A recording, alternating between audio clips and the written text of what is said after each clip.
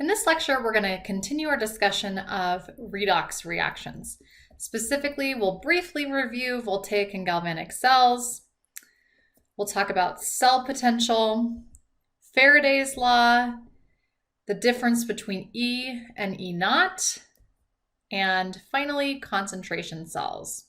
So in the last lecture, we discussed this very classic example of an electrochemical cell. So specifically, zinc that's being oxidized to zinc 2+, and copper 2+ that's being reduced to copper metal. And we have these reduction potentials that we used to calculate E naught of the cell. So we take the reduction potential of the cathode minus the reduction potential of the anode to get the cell potential.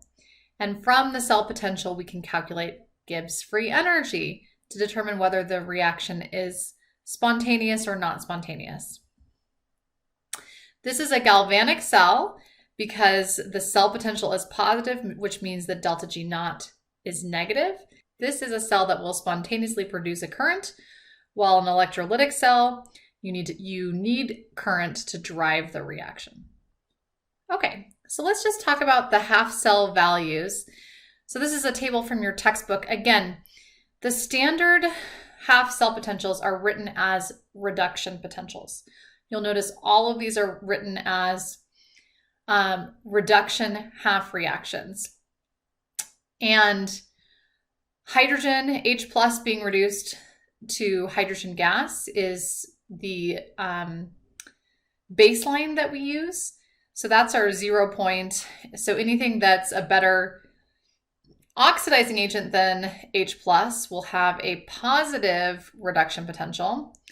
Anything that's a better reducing agent will have a negative reduction potential.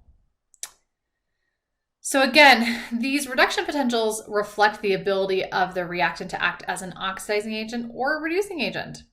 The more positive the reduction potential, the more readily the reactant will act as an oxidizing agent. So fluorine, chlorine, both of these are good oxidizing agents. Oxygen also is an oxidizing agent. And the more negative the reduction potential, the more readily this product will react as a reducing agent. And we can think about this using this relationship between Gibbs free energy and reduction potential in this case. So if we have a positive reduction potential, Gibbs free energy is going to be negative. If we've got a negative reduction potential, Gibbs free energy is going to be positive, and the reverse reaction is going to be favored. So that's why lithium, for example, is a good reducing agent, lithium solid, because this reaction is going to be favorable in the reverse direction. Okay, we need to talk about Faraday's constant, this cursive F in this equation. Faraday's constant is the amount of charge that's carried by 1 mole of electrons. So the way that we determine Faraday's constant is it's simply the charge of 1 electron multiplied by Avogadro's number. And a couple of important things to note is that 1 joule is equal to 1 coulomb per volt. So 1 coulomb is equal to 1 joule per volt.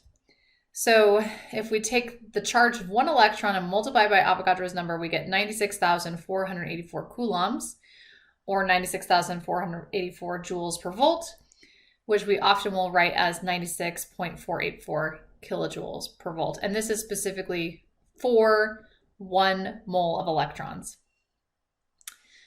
Let's go back to that zinc copper example that we've been using.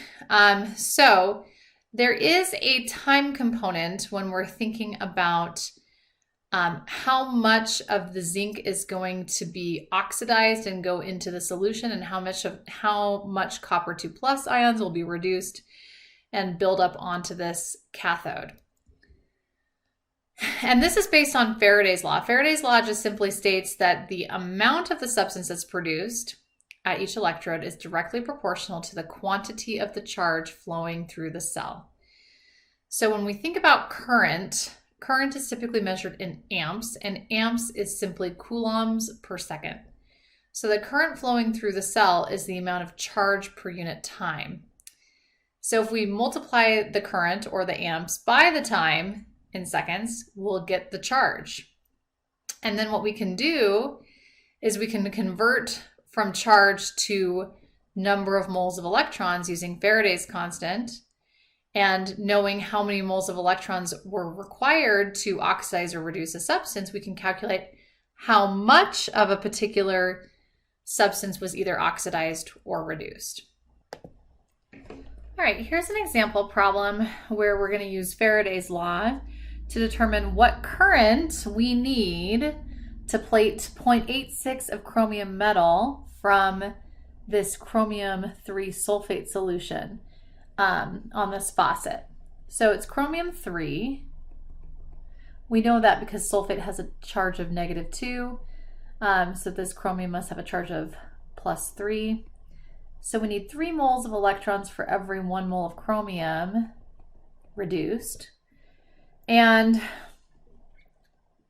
we have 0.86 grams of chromium. And we know that for every 1 mole of chromium, there are 52 grams.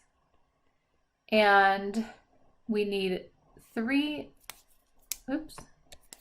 for every 1 mole of chromium, we need 3 moles of electrons. And for every 1 mole of an electron, we have a charge of 96,484 coulombs. So this is our coulombs, and our time is 12.5 minutes. And in every 1 minute, there is 60 seconds. So that's 750 seconds.